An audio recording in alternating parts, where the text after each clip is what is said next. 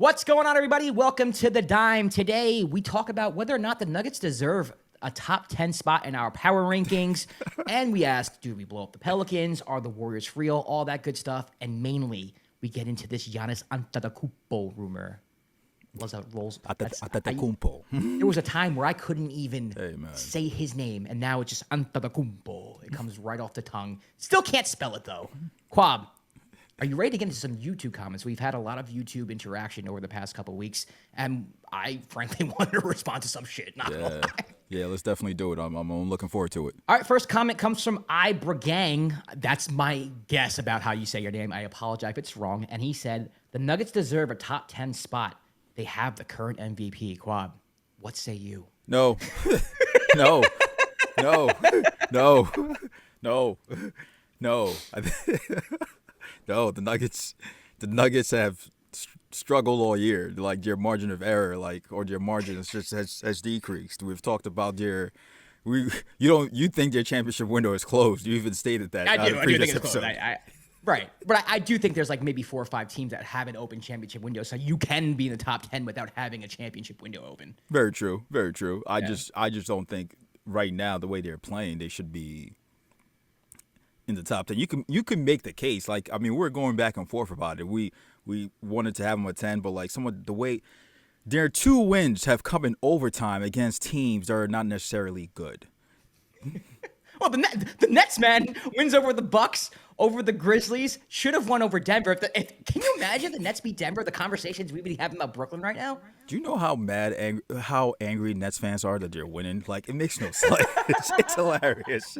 And for the record, I don't think they're going to be good the whole year. I don't think this is, sometimes this just happens. This is the way it is. But Are they upset? Is Nets Twitter pissed? I saw Nets fans tweeting like Memphis fans like, yo, what are y'all doing? What is wrong with y'all? Like, so we're trying to lose, man.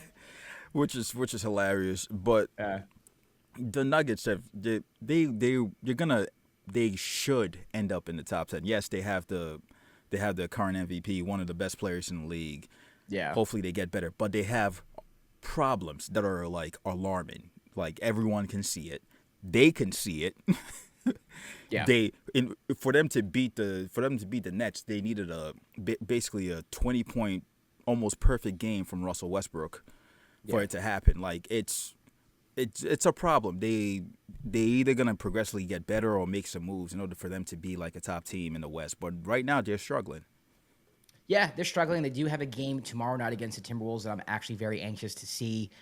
I leaving them at the top 10, if I'm going to be completely honest with you, I don't think that's big of a deal. Yep. I mean, if you watch the power rankings, the whole time we're joking around about you weren't, about putting teams in timeout and, how they don't deserve to be in the top 10 as kind of like a punishment.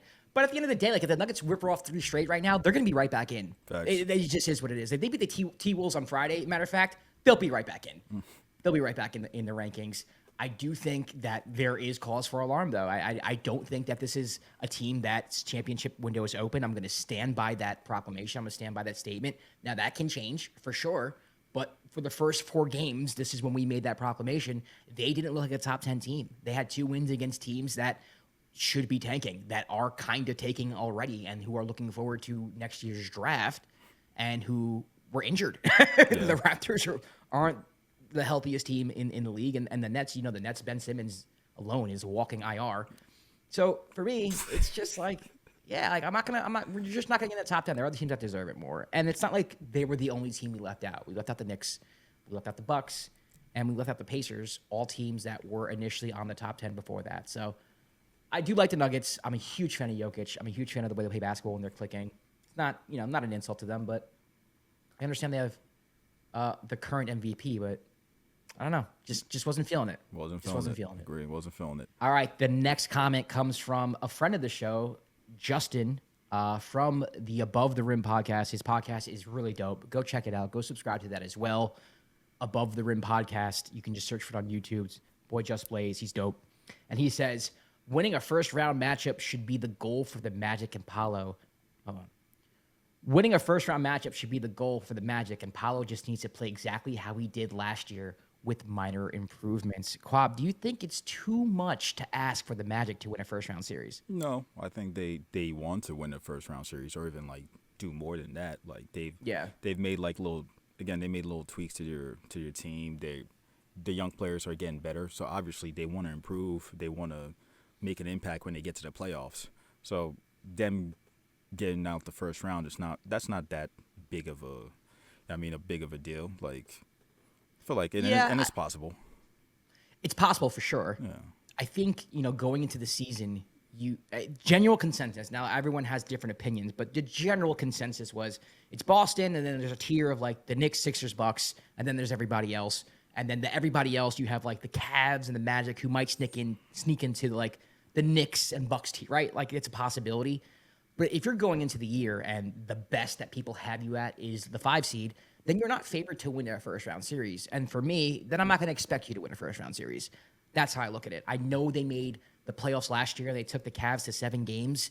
And so like the next step is, hey, like we got to get to the second round. And if we lose in the first round in 5 or 6, that's a step back. But I don't think that's necessarily the case the way that the East is. It would be forgivable for me if the Magic make the first round again. Let's just say lost to the Knicks or lost to the Sixers in a hard-fought series that goes 6 or 7. I wouldn't be mad at that if I'm a Magic fan. I just think you need to see improvements in Paolo, in Suggs, in Franz, and just make sure that the core is making improvements so that when they are in their primes and they come together, now the Magic are a 1 seed, 2 seed, 3 seed, and now you have the expectations. I don't think you can put those expectations on a team this young that just started playing well. I think that's a little unfair. So, Just, I disagree with you there, man. Disagree with you. Gotta get you on. At what point do you think that maybe Magic fans might like get impatient, like, and want to see the team like? It's hard to tell, man, because we don't know how this year's gonna end. Yeah. You know what I mean? We don't know. I do think losing in the first round 3 years in a row kind of goes, okay, like what are we doing here? Like we need to do something. So maybe next year. But again, like we don't know what the East is going to look like. We're going to talk about Giannis later. Is Giannis going to be on the Bucks? Is Embiid and Paul George going to be healthy? Is this experiment the Knicks are doing? Is this going to blow up in their face? So it's a high possibility that next year, like the Mavs can be a 2 seed, right? It's possible. Yeah. So I don't know. And even this year, who knows? Like who knows? They could be. Yeah, we don't know. We still don't know what a lot of these teams are. So I do think that going into the year, it kind of is unfair to expect them to go to the second round when the expectations were they weren't a top 4 team. All right, so we go to comment number 3. It comes from BCore153. BCore says, Knicks got bigger names, but their DNA is gone. Knicks are the NBA version of the Browns. Relax. Relax. The Cleveland Browns have won 2 games all year. Relax. Okay? James Winston. I get it. I understand the sentiment, and the analogy kind of checks out. They're not as bad as the Browns. Okay? Look, we could have picked an average football team, but they're not the Browns. I know you're a Cleveland fan. I know it hurts that the Browns are really bad right now, but do not bring the Knicks down to that. Well, how many wins do the Knicks have? They're not the Browns. How many wins do the Knicks have? How many wins do the Knicks have 2 wins. How many wins do the Browns have? Kwab. I'm just asking a question. I was just asking a question. I'm sorry. They both have 2 wins. Oh, okay. Just check it. The Browns are 2-5. The Knicks are 2-2 though. Oh, okay. So it's 3 less games. Okay. And it's basketball, bro. It's 82 games. When you said the 2 wins, I was like, I just had to get it. I was like, oh, perfect setup. I can get this. But to be course point, it is very possible that the DNA is gone. And that's what I worried about. I was worried when the Cat trade happened that the identity of the Knicks would be gone. You lose Ihart, you lose Julius Randle, you lose Dante, Mitch is hurt, and all of a sudden, do you become this finesse team? Like, are you as strong on the offensive glass? Can you beat people up? And it still remains to be seen. I mean, again, in the 2 games that the Knicks have played, it's just a bunch of mixed messages. So I don't know what this team is. I think it's very fair to say, hey, listen, you can say all you want about my Cavs team, but your Knicks team is not the same, so don't talk. Fine. Fair. We'll see. That's what I'll say to you is we'll see. I could be right. You could be right. We'll see. Bob, what do you think? I think, you can make the case that obviously the DNA is not the same because it's different. It's different players. It's a different team, completely different than the previous years. The Cavs coach, Kenny Atkinson, made a point. I think it was after the game or before the game. I want to say it was after the game when he said that because the team is now more 5 out because of Cat, you don't get as many opportunities to offensive rebound because you don't have like Mitch or the dunker spot. You can still rebound from the perimeter, but it's not the same as if you're playing closer to the basket.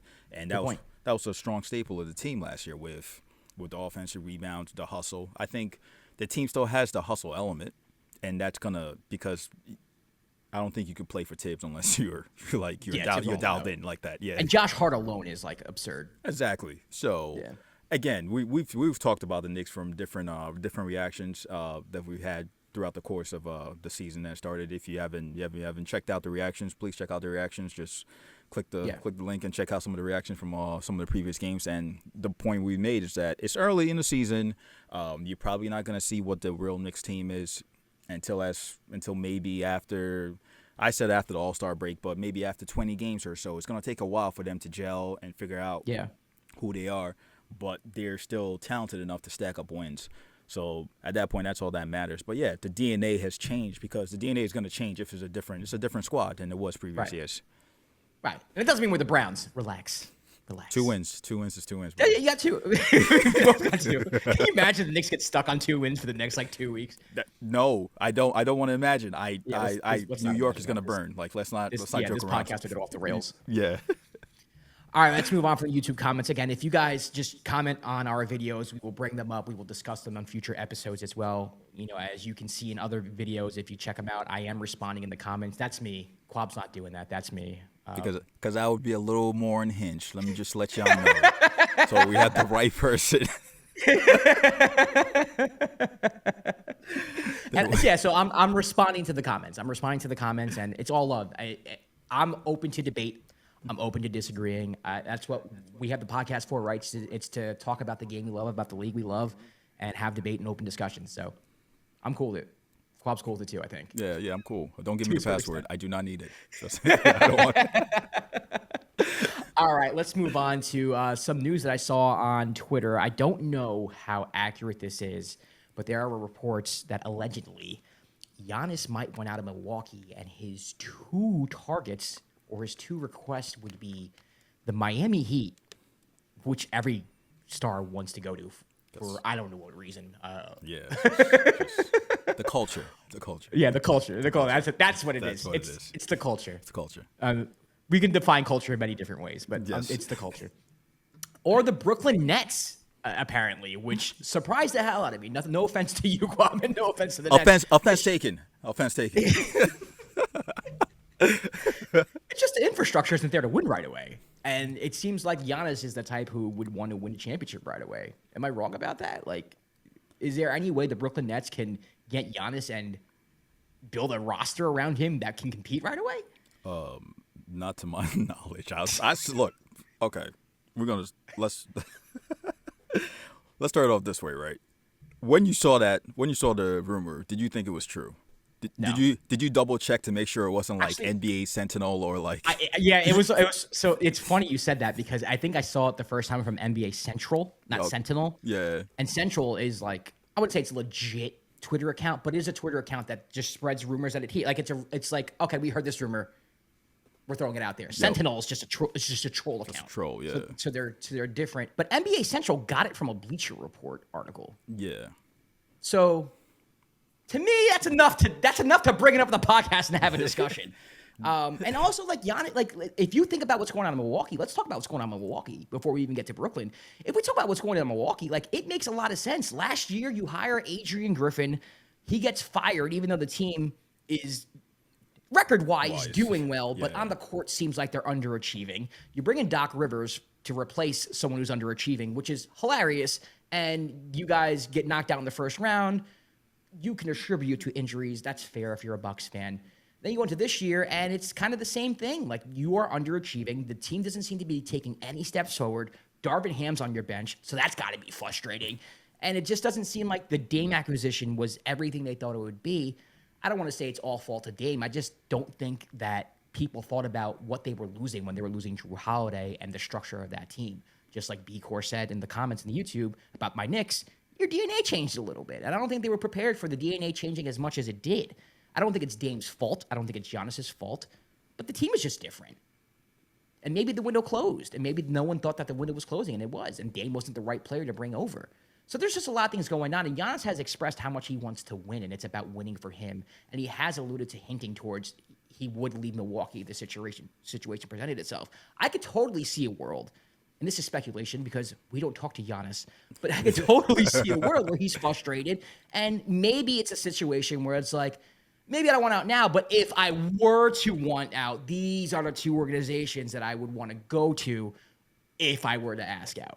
It's been like, I don't think that's totally unrealistic. I was gonna say it's been like he's made some comments previously that's felt like he's been soft rolling the trade request. Like it. Where's there's smoke, there's fire. Yeah, it's been some little comments here and there, but I think the main issue when it comes to Giannis and the Bucks that's not really talked about is a player they're missing right now, and that's Thanasis. You thought I was gonna say Chris Middleton. I know. You thought, boy. You thought. Where's Thanasis? Where's Thanasis? Why haven't the Bucks signed Thanasis? That's the problem. This could all be solved if they brought back Thanasis. Nobody's talking about this. Oh my God! Nobody's talking about this, but that could easily be solved. That's the issue right there. Look, I remember specifically. I think it was Jeff Teague was talking about the year they won the championship, and he said that during the finals, Thanasis got COVID and was out, and Giannis was like in a funk, and all of a sudden, Thanasis was cleared like 2 days later or something. He was like, yeah, somehow. And also, Giannis was balling. He needs his brother. You think it's that simple? Yes. To keep his head on straight, though. Yeah, because it's not like Giannis is playing bad. He needs his brother. Sometimes you need that voice. You need that voice, that family voice that's always been in your corner. That's always gonna be like, hey man, it's not that bad. Let's get it together. And everybody that's played on the Bucks raves about how hard Thanasis is a hard worker and he's a great locker room guy. Yeah, we all make the jokes about like he's just there because, but like everybody says he's always, in terms of, we always talk about culture and continuity, he's one of the best in the locker room and helping the team out. That's the more serious point. The joking point about it is that go sign his brother, bro. Like, and this is all gonna be solved. It's not gonna be an issue. Yes, they have a glaring issue right now when it comes to Bucks. They just look uninspired when they're playing sometimes. It's having Doc Rivers as a coach. Maybe it's personnel like we've been saying for years. I don't know. But they, like the Nets game that they lost, they didn't look – the Nets looked like the better team, which was a shock to everybody. You made the point about perimeter defense. Losing Drew Holiday has been – such a big loss, a bigger loss than I think they expected in terms of how they play. Those two teams are on the list. And we'll talk about Brooklyn. We'll talk about Brooklyn. We'll bypass Brooklyn for now. We'll go to Miami first. Not even we'll talk about. I don't even talk about Miami. If we're looking at roster wise, right? What is the perfect roster for Giannis to be successful? A shooting big center so that he has space on the floor, which he has with Brook Lopez or Bobby Portis. Yeah. Wings that can defend and shoot, which he should have with Chris Middleton and a couple of other people they have aside, and then a point guard that can also space the. He has that in Milwaukee. They have the ingredients. I agree. They have the ingredients. They just need a master chef to come in there and whip it into shape. Like they have, it's there. And that master chef is Thanasis, guys. Let's get Thanasis back on the Bucks, and this will all be solved. And don't just put him on the roster. Give him a clipboard. Make him a coach. Anything. Just get him in the locker room. I was shocked when I realized he wasn't on the team. I was like, yo, what is happening? First you cut Robin Lopez, which I was like, okay, fine. He doesn't have the pull. Brook doesn't have the pull Giannis has. That was the previous year. Then I'm like, where's Thanasis? Bring Thanasis back. What are we doing? Yeah, I'm actually shocked they let him go too. I mean, you figured as long as Giannis is around, Thanasis is going to be around too. Yeah, I think he's injured. I think he's injured. Let me say, I think he's. But he's not on the roster, right? But he's just not on the roster. Yeah, which shocks me. Which shocks me. So I think, and I know some people might hear this and be like, "Oh, you guys are on serious." No, I am dead ass serious. Bring back Thanasis, and the vibes are gonna change. He's gonna want to be there. Like he's a family man. Everybody knows Giannis is a family man, bro. through and through. He cares about his family, and his family includes his brother, Brink Thanasis. What are we doing? Jeff T co-signed you. So, I mean, like, what am I gonna like? What do I say to that? Like, okay. I do agree with you. Made a brilliant point though that the Bucks team right now, the roster is what you would build around Giannis if you were to build a roster around Giannis. If he goes to Brooklyn and you have to gut the whole roster or send picks over to Milwaukee to get it done, the roster you're going to build around Brooklyn is going to look very similar to the roster you have in Milwaukee. Worse. Maybe a lesser version. Worse. Because how do you get a Brook Lopez, right? Brook Lopez, there are many Brook Lopez's in the league. Exactly. At all. Really. Yeah. So how do you get that? Damian Lillard's just don't grow on trees. So how do you get that? We have Cam Thomas. We have Cam Thomas. That's the same person. My bad. My bad. It's okay. My bad. I mean, despite the defensive deficiencies that Dame might have on that end, I mean, he's a top 75 player of all time. Facts. So, like, where do you know what I mean? Dame doesn't grow on trees, and then even players like Connaughton and Gary Trent Jr. and those players too. Yeah, they're role players, but again, they fit the perfect description of a role player that you need next to Giannis. So I think that was a great point, Kwab. And that's why Miami. That's what I was going to say about Miami. Like, does Miami make sense? No, not really. Bam doesn't really stretch the floor. He tries to sometimes, but he doesn't really stretch the floor. And Jimmy's not the type of player who I would want with Giannis. I feel like everything would just be so crowded. Defensively, they would be insane defensively. Insane. But again, for the trade, for that type of trade to work, the contracts will have to match up because of the new CBA. Right. So either Jimmy or somebody with a big contract is going to be in it. Exactly. Yeah. With the Nets, it would have to be like, unless it's like Ben Simmons in the second round. They did pay Duncan Robinson a lot of money. They did. Like Duncan. But the Bucks aren't going to be like, yeah, we'll take Duncan. That's what we'll I'm take saying. Duncan. Like, I don't know. We don't know the specific numbers of how a trade will work for either team. But for you to trade for somebody of Giannis's caliber, I'm going to be asking for a lot, and it's widely accepted that you're going to have to give up a lot to get him. It's not just going to be like, it's like Jaquez, Hero. Like, it's picks and stuff, like future picks and all that. And again, if I'm from the Bucks perspective, if Giannis wants to get traded, I'm not trading him to the East. Like, right. And the Heat, a team that's beating the playoffs. Exactly. Like, I'm just not. When there might be another team out there that has better assets, like that could, I don't know, like the Thunder or something. I don't know. The Thunder do not need more help, bro. The Thunder need more help. It's the last team.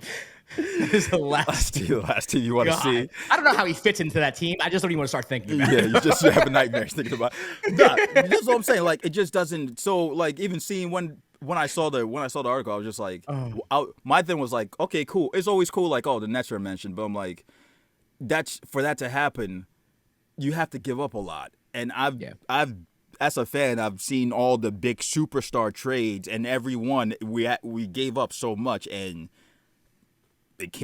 what came back out of it, not a championship, just disappointments and a bunch of what if, like, you know what I mean? So maybe Giannis could be there, but I don't expect. Also, the other thing I saw from that the rumor was like a third. They said a third executive or something was the one that was it a third executive for an Eastern Conference team said that they have heard that those were Giannis's preferences.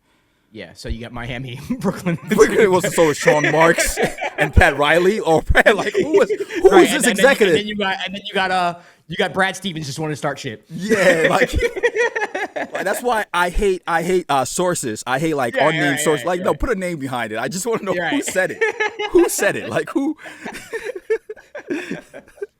Like, somebody I know you said that. So said it. Yeah, that's funny.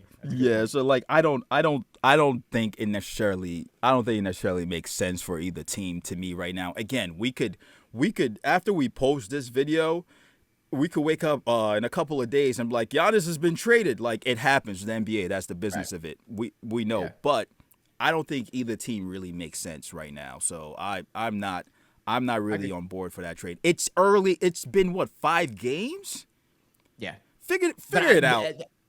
Yeah, you can figure it out, but I think there's a lot of frustration based off of last year. True. And the changing of coach, like first Budenholzer's gone, and then Adrian Griffin's gone. Now you bring in Doc Rivers. You know what I mean? It's just like there's so much turnover and there's so much like desperation. It's like they're grasping for air to try to figure this out. Quick question about that, right? Who wanted Budenholzer out? Who wanted Dame? Giannis.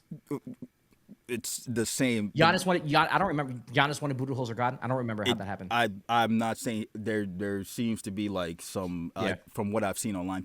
People are basically saying that this is basically what Giannis wanted. And yeah, now he wanted Adrian Griffin gone. And now he doesn't want it. Yeah. Like this is basically what he wanted, and now he doesn't want it. It's like somebody said it's like asking for a gyro and then be like, I don't want this gyro after you ordered it and took a bite out of it. So I don't like. He's just ordering mob hits. He's Tony Soprano, bro. Giannis is Tony Soprano. You said that. I remember you said that. You said that. I did. Before. I said that Giannis ordered the Adrian Griffin hit from a Satrielli's in Milwaukee. Oh, very very specific. Very. Yeah. And I think the other question you had was like, or the other topic we had about this, like, do we feel bad for Dame throughout all this? I think personally, maybe I'm not like all right in the head, but like I think it would be hilarious if Giannis ended up in Miami after Dame. If Dame didn't get to Miami. I just think for the drama that's the NBA, man. for the storyline that is the NBA, that would happen. That would perfectly happen. Or like, Dame. Yeah. It's a SpongeBob meme. And Patrick, they're outside and they're celebrating. And he's just out. He's just looking out the window. Bro, Man, that would be ridiculous if that happened. To me, I hope they figure it out because they have the makings of a top team. They do. They just have to get on the same page. They have to figure it out. They just have to figure it out. Like, yeah, there's tweaks. The East right now is looking like it's up for grabs for the 2 seed. I wouldn't say the 1 seed. I think Boston's obviously the best team in the league. Hey, Pacers just beat them. Pacers just barely. Yeah, but as far as like who's the second best team, I think we don't know. Yeah. You know what I mean? You can make the case for 5 different teams probably right now. Seriously, you can. So, I don't know, man. I would feel bad for Dame if I'm being honest with you, just because I think he overstayed in Portland. I think the whole loyalty thing I don't think it was an act. I think he legitimately thought like, hey, I'm going to be loyal to this organization that drafted me and we had some good times and we made the Western Conference Finals. I am good enough to get us back there if you just get me in the right situation. And I think that he realized maybe a little too late that, success in the NBA has a lot more to do, not a lot more to do, but a lot of it has to do with the organization that you're in and the decisions that they make, and that he can't single-handedly do it himself. Yeah. And that if he wants to win a ring and if that's a main goal of his, he's going to have to leave at some point because that organization itself just became very dysfunctional and they weren't helping him out in the way that he wanted to be helped out. I think a lot of people don't really give that grace to him. Yeah. A lot of it is just kind of like, oh, he wasn't loyal to the grind like he said it was. People just change their minds when they're presented with new information, and vibes change and feelings change. And I think that's what happened with Dame. And I think there's a little bit of regret in the sense where it's like, man, I really could have done this 2 years ago when I was more in my prime and maybe could have gotten to a better situation than I'm in right now. I don't know, Dame. So well, I'll say this. I hate how it ended because of how public it got between like the Blazers and Dame. Just because to me, if that trade, Dame getting traded out of Portland was going to happen, I felt like it should have happened similar to like when KD got traded from the Nets to Phoenix. Just kind of like quiet behind the scenes. It was discussed, and then it just we just woke up and it happened. Yeah, but what I remember happening with the Blazers, though, it was just kind of like Joe Cronin, the GM, and Dame, they were kind of having like a PR battle. Exactly. That's what I'm saying. It was messy. Like nobody wanted to take responsibility, and nobody wanted to take the hit for Dame leaving Portland. Yep. And I don't know the ins and outs of it. I don't remember. Like I can't think back to what I knew back then. But that I do remember that, and it was just almost kind of like Dame was like, "Oh, well, I'm not the reason why I'm leaving," and then Cronin was like, "Well, I'm not going to be the one who trades you." Like Dame was so important to the Trailblazers that nobody wanted to be responsible for Dame leaving. Yeah. So it became a public relations war, really.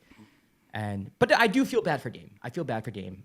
And who knows? Maybe the Bucks turn it around and nothing ever happens. Maybe if Giannis gets traded, they decide to blow it up and they trade Dame somewhere too because now he becomes available. True. So who knows? You never know what could happen here. All right. Let's close the show moving on to NBA Twitter. You ready? Yes, sir. Okay, first tweet comes from Tommy at TommyOB95, and he says, Pelicans have to blow it up. This team is horribly built. Kwab, after back-to-back losses to the Golden State Warriors without Steph Curry, and without Andrew Wiggins and coming off of a loss to the Portland Trailblazers, do you agree with his tweet? Sort of. I mean, okay, it comes down to one thing that always factors into the Pelicans and has factored into the team for years is that the reason they end up where they are is they are never healthy, and regardless how they're put together, you could look up and down the roster and be like, okay, they got this. The season starts and maybe Zion will be down or Brandon will be down. This year, DeJounte, your signing, got hurt after the first game.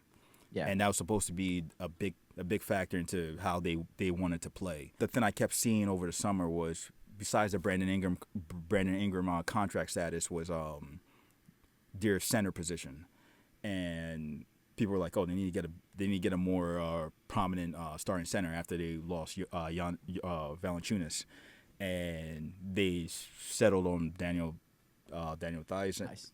Yeah. and then the rookies that they have. And I think they've played okay with that, but it's just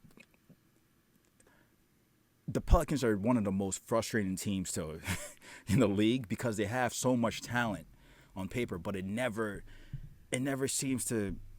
just never seems to go right with injuries and everything. I think I'm drawing a blank here. Who did we have for the Pelicans preview last year? Jake Madison. Jake Madison from Blocked on Pelicans. Yeah. I saw after one of your losses, he said it's time to fire Willie Green, and that might end up being a possibility. Like that might end up being a big move. And Jake doesn't just say shit to say shit. Yeah, he was very frustrated, which I understand because like most fans, you're like, okay, it's like they've had Zion for this long, Brandon Ingram. They've had so many iterations of this team that has had so much talent, but it never amounts to like winning come like playoff time or consistently during the season. So a lot of them are frustrated, and I saw him saying it's like, yeah, it might be time to fire Willie Green, and it's trending that way with these type of losses to the, like you said, to the Warriors without Steph and who are like basically injured. Yeah. Yeah, I think actually the move might be to fire Willie Green, if I'm being honest with you. I think I agree with Jake for the simple fact you have Zion, who was supposed to be this generational talent, and he's coming to the league. He's an all-star. You know, he's not a top 5 player in the league by any means. A lot of it's because he can't stay healthy. Yeah. But he's definitely someone you can build around. He might have his deficiencies, you know, that you're going to have to build a certain team around him, but you can do it. Brandon Ingram is a very underrated basketball player, one of the best isolation scorers in the league. Trey Murphy is one of the best 3-point shooters in the league as well. Like you have some pieces there. It's not like you don't have any pieces. Jose Alvarado is a great backup point guard you could bring off the bench, kind of like agitating, like very TJ McConnell like in my opinion. They have pieces. Are they going to win an NBA championship? No. Can they make the playoffs? Yeah, they've been making the playoffs the past couple of years. So this is a playoff team. This is a playoff roster with some tweaks.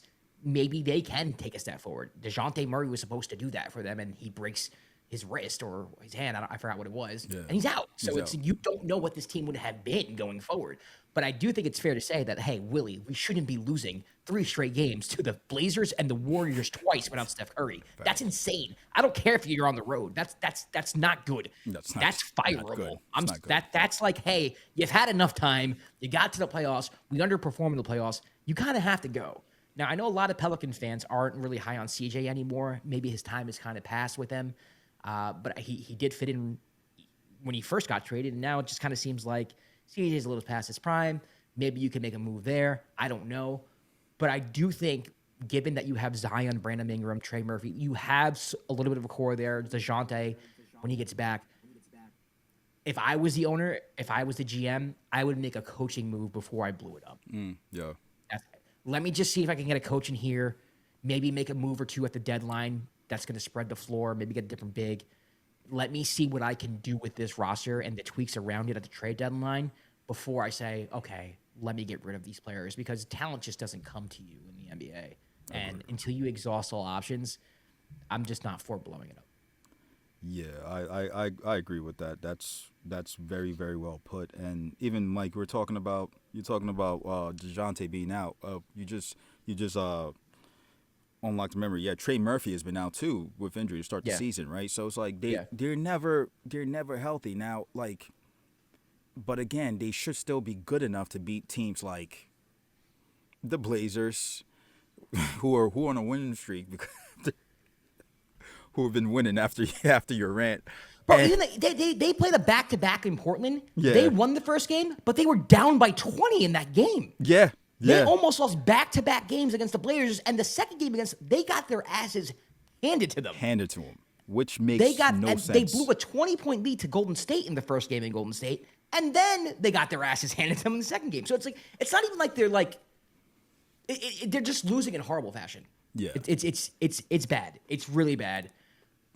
If I'm being completely honest with you, I don't watch enough Pelicans basketball to be like, oh, this is what they need to do. But I have an idea, and that's my idea. Yeah, it might be time to find another coach. Yeah, it might be the move. Then again, I don't know who they hire, and I don't know if that solves your injury problem, which is still it's been a constant thing that's been going on in New Orleans. I don't know who they need to talk to figure that out, but yeah, it might be Willie Green might be the one that falls on the stake. All right, next tweet comes from Assassin. He says, no Curry, no Wiggins, and the Warriors still handed out an ass whipping. I'm telling y'all, there's something special about this team. Strength in numbers for real. Kwab, I don't know how much of Warriors basketball you have watched. I did watch the first game with the Pelicans, and I watched that impressive comeback. What do you think about this? Are the Warriors for real? They have the games I've watched, they feel like they have such a deep team. Like with your offseason signings who've all like been a factor in all these games, even with Curry out, with DeAnthony Melton out, they've still been able to put up numbers. They still winning games, and like they're still blowing out teams. Like what was homie's name? Lindsey Waters the third. Yeah, Lindsey Waters the third. Ball out, bro. By the way, this he's a TikTok legend just because of if you know you know. Just I'm just I don't know. You don't IDK. Yeah. If you know you know. But it was so weird like to see a player like, for example, him or like a Trey Mann who are just stuck on the bench on the Oklahoma City Thunder that barely played.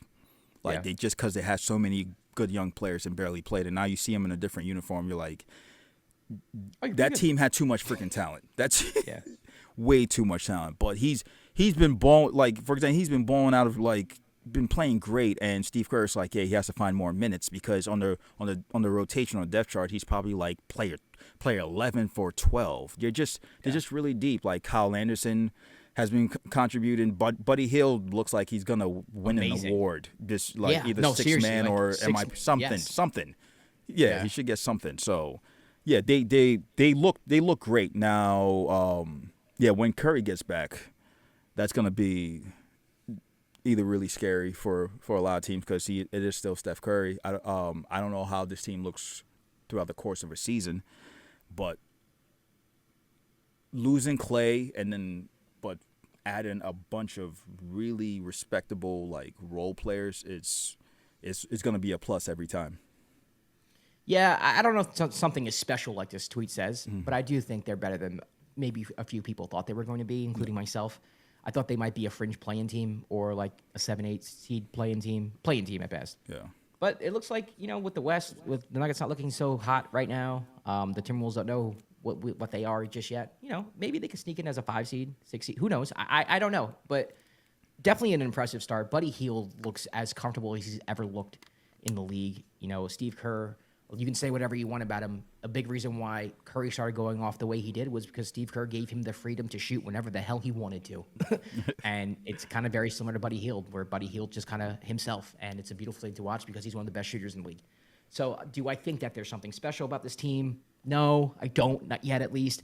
But I do think this is a team that is just going to be really annoying and probably make the playoffs. And everybody who's a Warriors hater is going to be mad because they're not going to see a downfall, particularly this year. It's just going to be, damn, they're still pretty good. And they're going to beat your favorite team, at least once this year.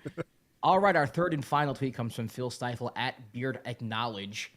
And he says, the 76ers are a disaster of a franchise. Whew.